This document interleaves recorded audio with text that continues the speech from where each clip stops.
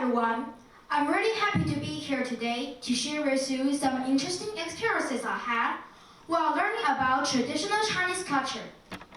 Let me start by talking about my tragic childhood. Since I was little, my mom has been my human alarm clock and knowledge recorder. Every morning she would nag, "Have you memorized your vocabulary?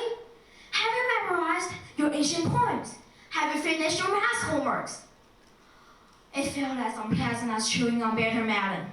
I'd always complain, "Why do I have to learn all this?" And she'd smile and say, "One day you'll thank me for this." Well, that day came last year. My teacher announced, "You are going to welcome a delegation from Kyrgyzstan and you'll be communicating in Russian." My mom instantly turned into a prophet mood. "See, now you need Chinese cultural knowledge." I tried to stay calm, but deep inside, I was really frustrated. What could I do? I couldn't exactly say, "Hey, you guys, Chinese culture is..." Well, maybe you can Google it. To present Chinese culture to foreign guests, I decided to recite the analects of Confucius in Russian. But Russian was like a tongue twist to me. It was so difficult. While practicing the word "daluk," I accidentally said "arubuz." My mom shouted, "Stop! You're turning Confucius into a fruit vendor comedy." But I kept practicing.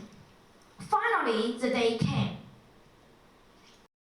有朋自远方来，不亦乐乎。 One said, "Istaliaga duluga, istaliaga, adalugasti." All the foreign guests were thrilled. That moment, I suddenly realized the knowledge my mom stuffed into my head wasn't bricks, it was Lego blocks.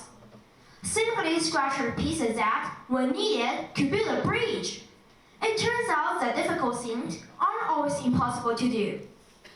But some challenges are really new curriculum level. I have a younger brother who suffers through memorizing tongue poetry.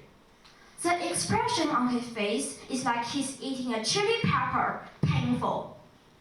A simple poem can take him an entire day to memorize. I remember when he was trying to memorize "Two yellow oriole sing in the green meadows, a line of white egrets fly up to the blue sky." He got so frustrated from forgetting the words that he started crying. Watching him struggle, I suddenly had an idea. He loves watching cartoons and can easily remember all the cartoon characters. So why not make an animated version of the poem? I wrote a fun animation in Python.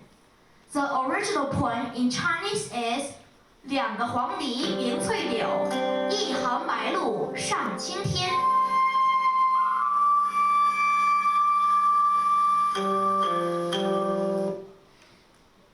My animation went like this. Two yellow oriole were sitting on a tree. One said, "You stepped on my tail." The other said, "No, you stole my worm." Then a group of white egrets flew by. But I accidentally couldn't run and the egrets flew backward. My brother burst off laughing and said, "Aha, is it drunk?" To my surprise, after watching the animation, my brother memorized the poem and he did it quickly. From this experience, I learned that learning traditional culture doesn't have to be boring.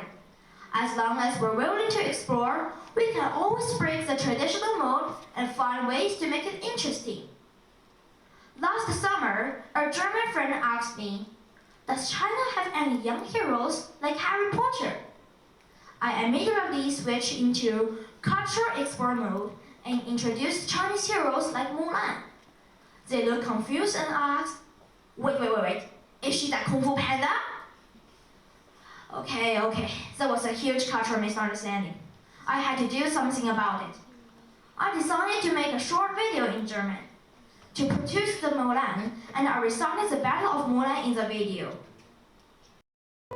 Mulan webt Stoff an der Tür und seufzte immer wieder. Man riecht nicht das Geräusch des Webstofs, sondern nur die Seufzer.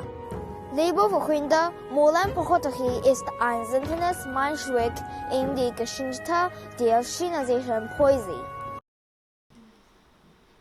When my friends heard the Battle of Mulan in German, they were amazed to learn about Mulan's story of defender and country.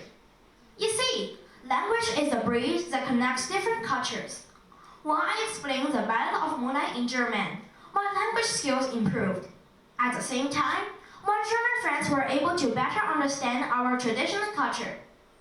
Language opens the door to cross-cultural communication and through new approaches. We can use our unique methods to spread Chinese traditional culture. Dear friend, there are countless languages for communicating with the world and endless ways to spread Chinese culture. Every attempt is like breaking free from constraints, like using a hammer to crack open a shelf. If you keep trying, one day you'll realize the world has heard our voice and has a better understanding of Chinese culture. The shell may be small, but inside it contains the vast sea of stars.